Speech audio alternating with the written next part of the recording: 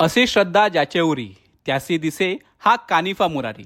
तर पाथर्डी स्टँडवरून देवाच्या गाडीत बसून आम्ही श्री चैतन्य कानिफनाथ समाधी मंदिर मढी येथे आलो। रस्त्यात आम्हाला पायी वारीत करणारे काही नाथभक्त दिसले। फाल्गुन वद्य पंचमीला नाथांनी संजीवन समाधी घेतली तेव्हापासून म्हणजेच रंगपंचमीपासून इथे मोठी यात्रा भरते, जी गुढीपाडव्यापर्यंत असते, ज्यात देशभरातून 20 लाखापेक्षा जास्त नाथभक्त येतात। मुघलांच्या वेड्यातून पहिले शाहू महाराज सुटावे म्हणून महाराणी येसुबाईंनी इथे नवस केला आणि नवसाला कानिफनाथ महाराज पावले। 5 दिवसात शाहू महाराजांची सुटका झाली। तेव्हा महाराणींनी येथील सभामंडप आणि इतर कामे करून घेतलीत। आताही इथे यात्रेची मोठी लगबग आहे।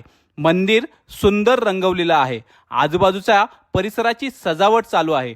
भक्तांची गैरसोय होऊ नये म्हणून मंदिर प्रशासन भरपूर उपाययोजना करत आहे।